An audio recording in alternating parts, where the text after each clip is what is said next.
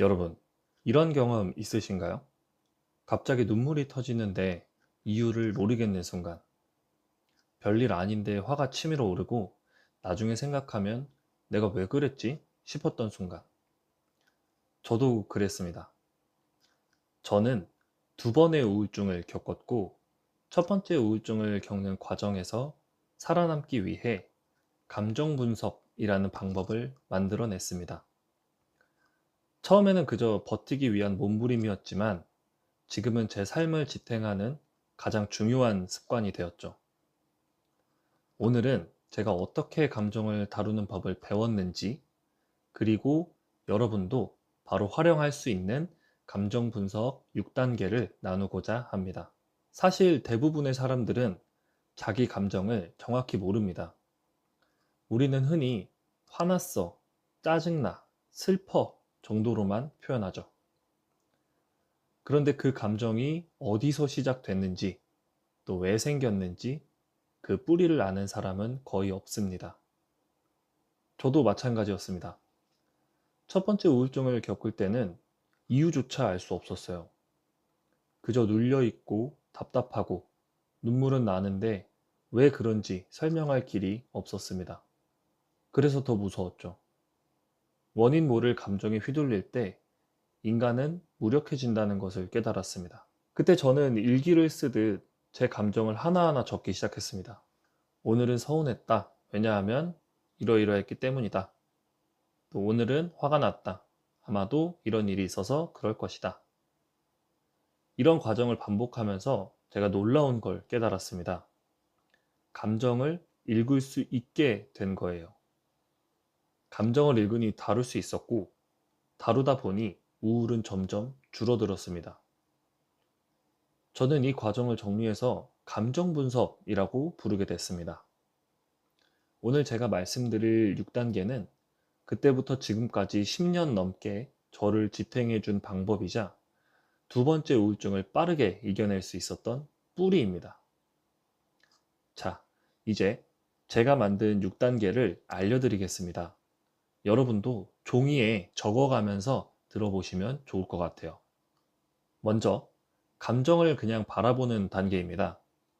슬픔을 억누르거나 화를 바로 풀려고 하지 말고, 아, 지금 내가 이런 감정을 느끼고 있구나 하고 관찰하는 거예요. 마치 제3자가 나를 보는 것처럼요. 그리고 이름을 붙입니다. 이건 분노야. 이건 슬픔이야. 이건 외로움이야. 등등이요. 이 단계에서 중요한 건 판단하지 않는 겁니다. 그냥 감정이라는 존재 자체를 인정하는 거죠. 그 다음은 감정의 시작점을 찾는 단계입니다. 감정은 절대 그냥 생기지 않습니다.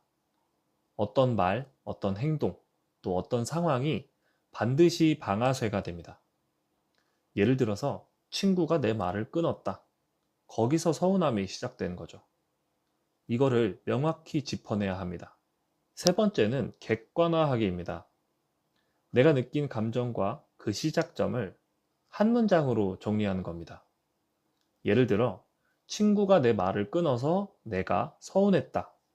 이렇게 한 줄로 쓰면 내 감정을 마치 사건 보고서처럼 객관적으로 볼 수 있게 됩니다. 그 순간 감정의 강도가 확 줄어듭니다. 네 번째는 판단하기입니다. 내 감정이 과연 합리적인가? 꼭 그렇게 느낄 필요가 있었나? 이걸 점검하는 단계죠. 예를 들어, 친구가 일부러 날 무시했을까? 아니면 그냥 대화 흐름이 바뀐 걸까? 이렇게 생각하면 내가 꼭 이렇게 서운할 필요는 없었구나 하고 정리되기도 합니다. 주의할 점은 상대방의 마음을 내 멋대로 단정하지 않는 겁니다. 객관적인 사실만 놓고 보는 거예요. 다섯 번째는 원인 찾기입니다. 이 단계가 사실 가장 어렵습니다. 많은 경우 감정의 원인은 상황 그 자체가 아니라 그 상황을 바라보는 내 생각에 있습니다. 예를 들어, 무시당했다. 그래서 나는 존중받지 못했다. 그래서 나는 가치 없는 사람이다. 이런 식으로 연결되면서 분노가 폭발하는 거죠. 여기까지 들어가면 내가 어떤 생각 때문에 힘든지 알 수 있고 거기서부터 성장을 시작할 수 있습니다. 다만 너무 깊고 아픈 원인은 절대 혼자 파고들지 마시고 전문가의 도움을 꼭 받으셨으면 좋겠습니다. 마지막 여섯 번째는 해소하기입니다. 사실 여기까지 오면 감정의 7, 80%는 이미 정리가 됩니다. 하지만 남은 찌꺼기는 성숙하게 표현을 해야 합니다.